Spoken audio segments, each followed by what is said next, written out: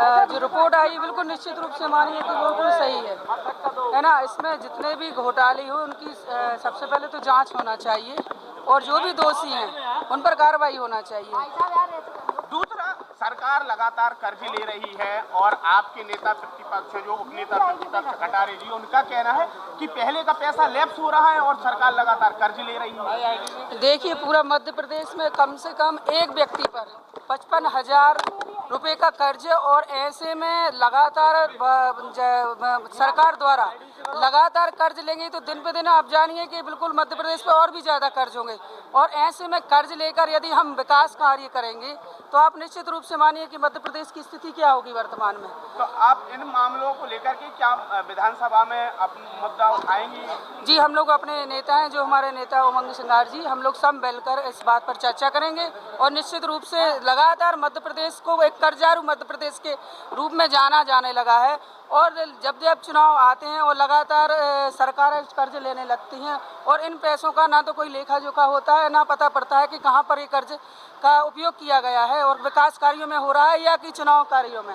तो इनको लेकर हम लोग अपने उमंग सिंगार जी हम लोग बात करेंगे और निश्चित रूप से हम लोग मध्य विधानसभा में भी उठाएंगे। आपका नाम बता दीजिए। निर्मला सप्रे और बीना से विधानसभा।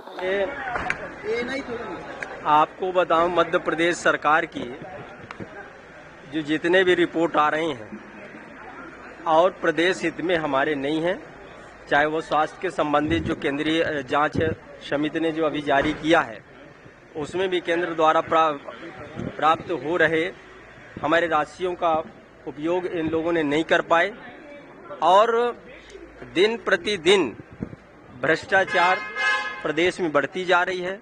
बेरोजगारों के लिए इन्होंने कोई ऐसा माननीय राज्यपाल के अभिभाषण में उसको समाहित नहीं किए गए।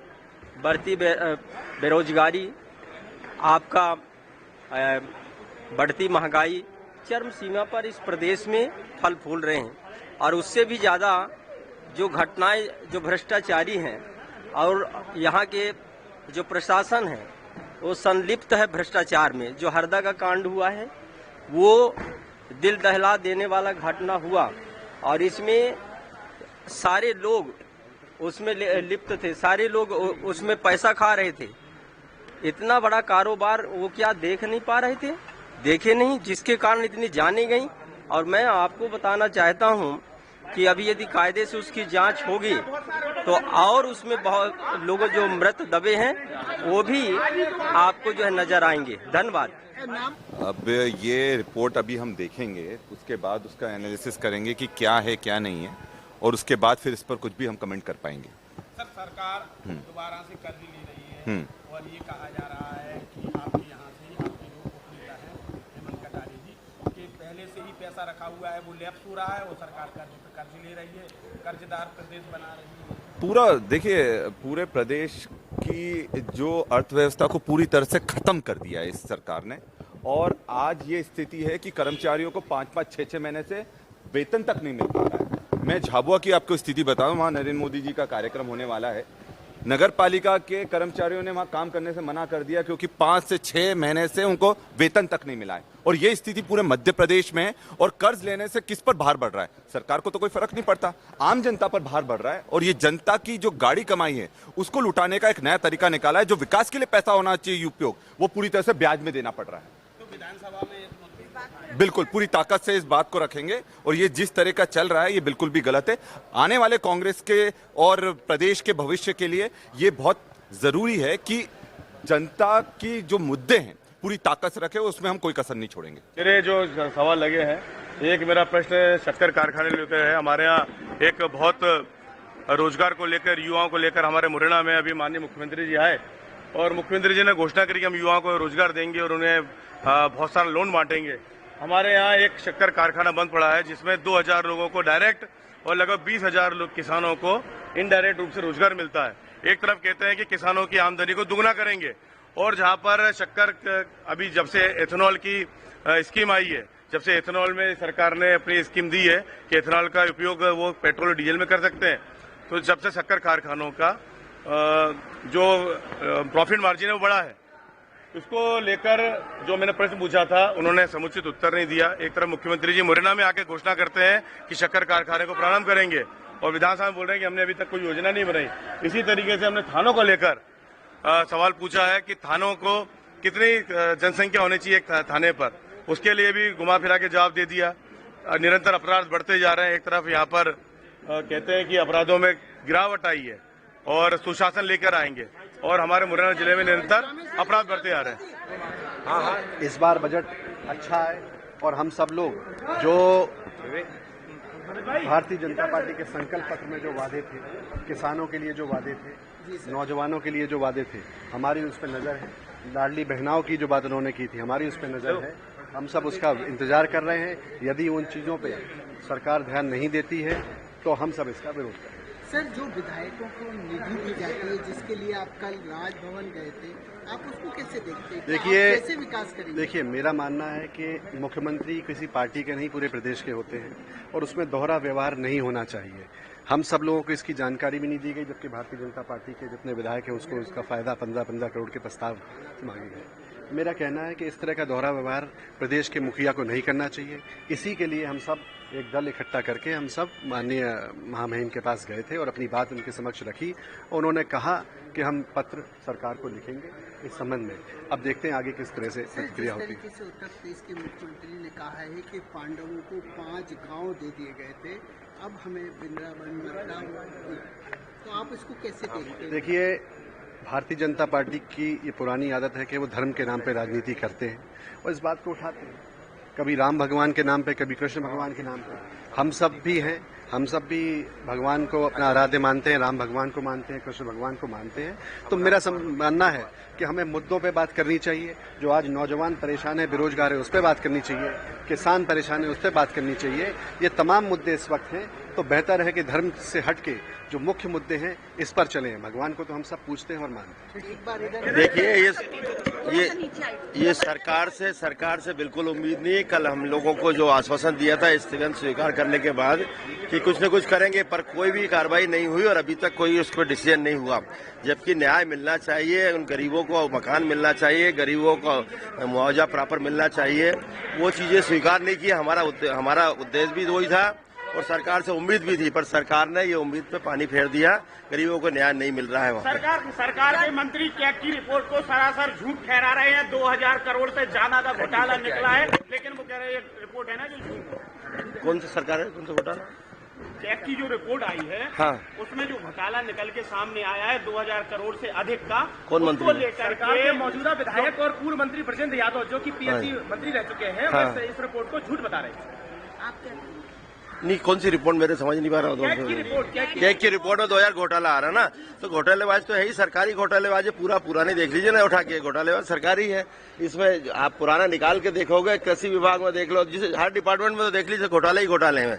जांच तो हो, जांच ही नहीं करती ना इस सरकार में। आपने देखा पेटलावर कांड जो हुआ था, इसी तरह का 18 साल में जांच रिपोर्ट आई उसकी। इसी जांच आयोग बना देंगे, फुर्सत हो जाएगी, तो कमेटी बना देंगे, कमेटी की रिपोर्ट आती नहीं है, तो ये चल रहा है। बनाएंगे क्यों? क्योंकि रिपोर्ट ही झूठी है, वो ये कह रहे हैं, तो वो बनाएंगे क्यों?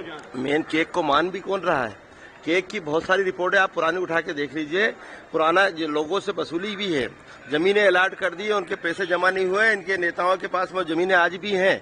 केक का सीधा निर्देश है इनसे वसूली की जाए, पर कोई वसूली नहीं हो रही है।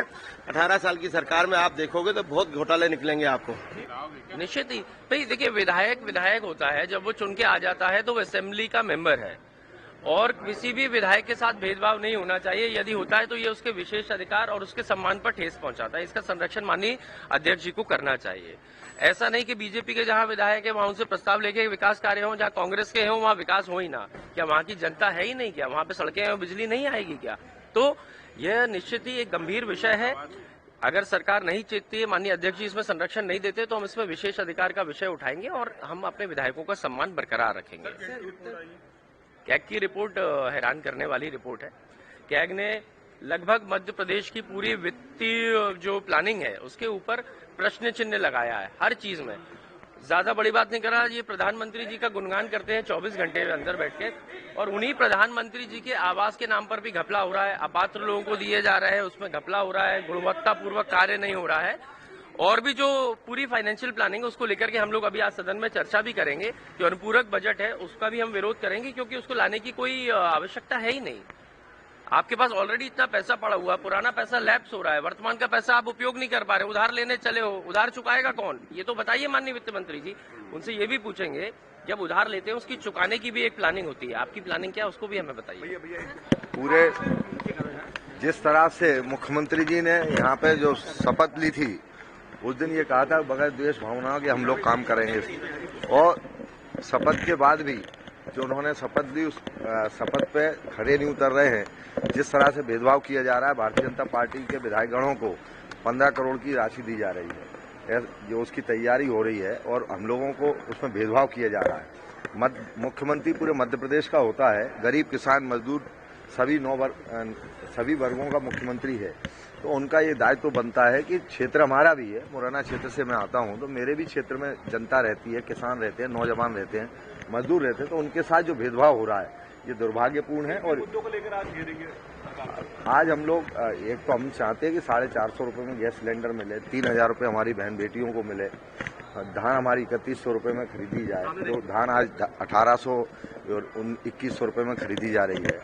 गेहूं जो आने वाली फसलें हैं उनके समर्थन मूल्य पर खरीदी जाए, गेहूं 2700 रुपये क्विंटल खरीदा जाए। इन सबको लेके हम सरकार से मामले पे न्यायिक जांच की मांग की है, पर दुर्भाग्य ये है कि जरा सी बात पे भारतीय जनता पार्टी न्यायिक जांच करा लेती है, पर इतनी बड़ी घटना हो गई और पूरा मध्य प्रदेश एक बारूद के ढेर पे बैठा हुआ है। हर साल कहीं ना कहीं किसी न किसी मध्य प्रदेश के जिले में इस तरह की घटनाएं होती हैं, उस पर सरकार गंभीर नहीं है।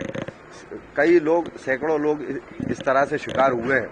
हरदा की दुखद घटना है, इस पर उनको न्याय की जांच कराना चाहिए, जिससे कि जो दोषी लोग उनके खिलाफ कार्रवाई हो। रिपोर्ट पढ़ी नहीं है, इसलिए उस पर कोई कमेंट करना उचित नहीं समझता हूँ, पर कैग की रिपोर्ट को हमेशा सरकार गंभीरता के साथ लेती है और हमारी सरकार भी इसको गंभीरता के साथ लेगी। ऐसा पूर्व मंत्री झूठा बता रहे हैं कैग की रिपोर्ट के, क्या कैग की रिपोर्ट भी झूठी हो सकती है? पूर्व मंत्री जी कौन है, किसने क्या बोला? पीएससी मंत्री रह चुके हैं जो ब्रजेंद्र यादव जी पूर्व मंत्री हैं, उन्होंने अपनी समझ के हिसाब से कोई बात कही होगी, मैं उनकी समझ पर कोई टिप्पणी नहीं कर सकता हूँ।